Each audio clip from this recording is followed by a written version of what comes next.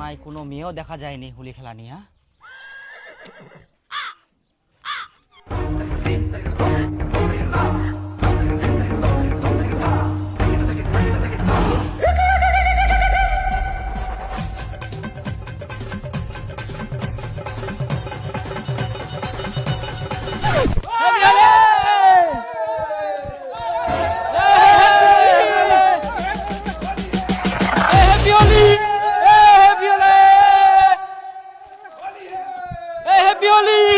আরে বাপ রে, এমরাই না হোলি খেলা এখানে দেখা পাইলে তো বিপদ হয়ে গেল।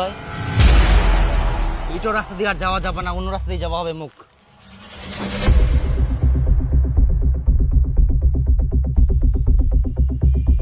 কই দীপু ইনকাও আসেনি বাড়িত? না।